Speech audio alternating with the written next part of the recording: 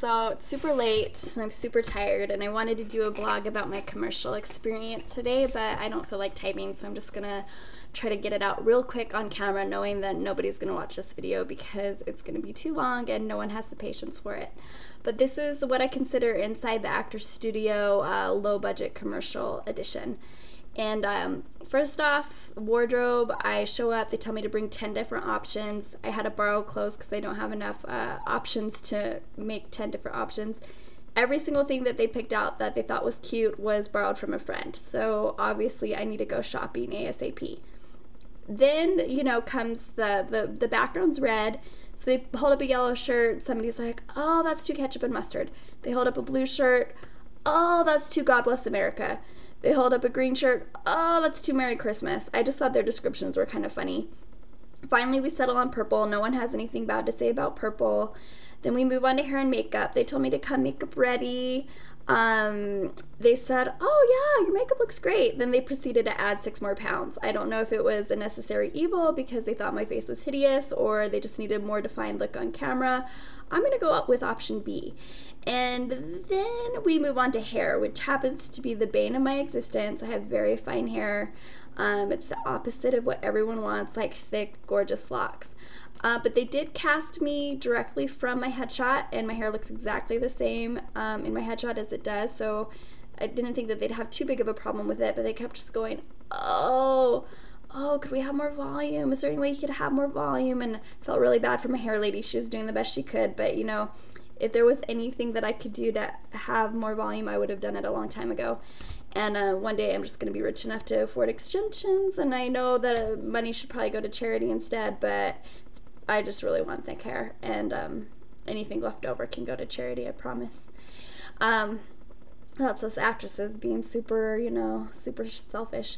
Anyway, moving on.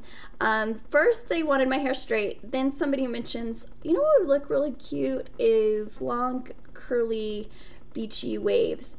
I don't think any of the guys that were making these decisions realized how long it takes to make these natural looking long beachy waves. But my hair lady got right on it and I thought it looked really good. But then somebody threw out, that just looks a little too Farrah Fawcett. So we moved on and just got my straight hair again. And then it was time to get on set. Everything was finally set with my look and they were okay with it. They were about to call action and they're just like, what is wrong with her nose? What is that on the side of her nose? And I'm just getting really self-conscious at this point, going, what? Did I not realize I had a massive tumor growing on the side of my nose? Turns out it was just a small piece of dry skin. And I was just gonna pick it off real fast. But they thought it would rip, and they were like, no. What if it rips and you rip off real skin and you have this red blotch? So they brought out this little precision razor blade that I think is for beards, trimming sideburns and stuff, and they scooped off the extra dry skin off the side of my nose, and that crisis was averted. And then it was time to film, and my line was $2.99.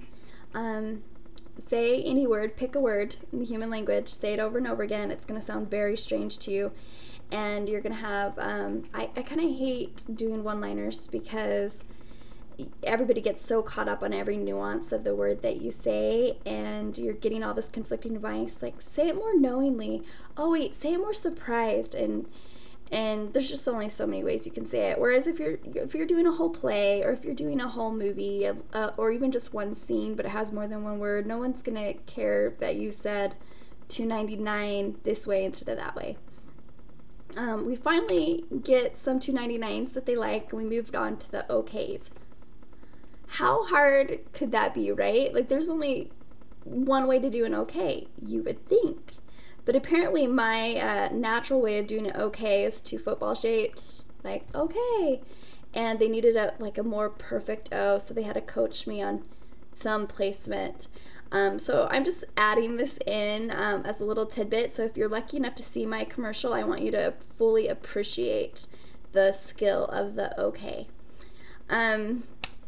Anyway, I'm not complaining. I had a lot of fun. I just thought I'd give you a little insight onto what it's like to film even the smallest thing, which is why everything costs so much money to make, and also why actresses and probably actors too have such big complexes, because they get lined up and nitpicked and told horrible things about themselves for, you know, hours, and then shoved in front of a camera and expect to have like lots of confidence in front of the camera.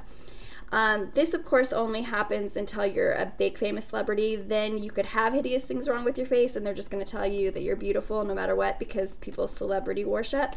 And I don't care. I'm hoping to get to that point in my career to undo all the damage from the previous part of my career. So wish me luck, and I hope you get to see my commercial soon, and thanks for watching this video. The magic word is okay, and if you tell me that, then I'll know you made it to the end of my video and you actually are like a fan. If you don't tell me that, then, you know, we're done. All right, okay, bye.